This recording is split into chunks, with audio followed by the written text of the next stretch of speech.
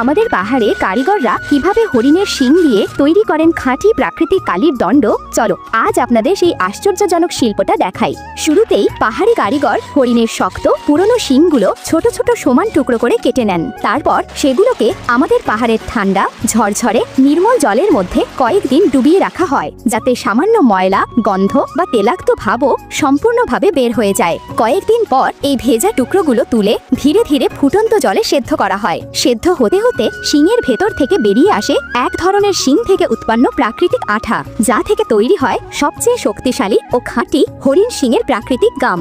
এদিকে পাশে জ্বলছে চিড়ের কাঠে বানানো একটা মাটির চুলো থেকে ওঠা ধোঁয়া ধীরে ধীরে উঠে মাটির পাত্রের গায়ে জমতে থাকে, আর সেই জমা ধোঁয়ায় রূপ বদলে হয়ে ওঠে নরম, খাঁটি, গভীর কালো ধোঁয়ার কালি। এই ধোঁয়ার কালি অনেকদিন ধরে একটানা সংগ্রহ করা হয়, তারপর পরিষ্কার জলে ধুয়ে অপদ্রব্য আলাদা করা হয়। নিচে বসে যায় ময়লা, আর উপরে ভেসে থাকে শুদ্ধ, নরম, হালকা কালি। এখন আসল কাজ, এই বিশুদ্ধ ধোঁয়ার কালির সঙ্গে মেশানো হয় হরিণ শিংয়ের গাম, নারকেল তেল, মতির সূক্ষ্ম গুঁড়ো, বর্নিয়ল, কস্তুরি আর এক চিমটি সিঁদুর। তারপর সেই মিশ্রণ দীর্ঘক্ষণ মাখা হয় আর শত শতবার পেশা হয়, যাতে সেটার টেক্সচার একদম মোলায়েম, শক্ত আর টেকসই হয়ে ওঠে। শেষে কারিগরের হাতের স্পর্শে মিশ্রণটা দণ্ডের আকারে গড়ে রোদে শুকোতে দিয়ে দেওয়া হয়। এভাবেই জন্ম নেয় শতাব্দীর পর শতাব্দী ধরে টিকে থাকা আমাদের পাহাড়ি কারিগরদের অমূল্য প্রাকৃতিক ধোঁয়ার কালির দণ্ড, যা আজও মান, দক্ষতা আর ঐতিহ্যের অদম্য প্রতীক।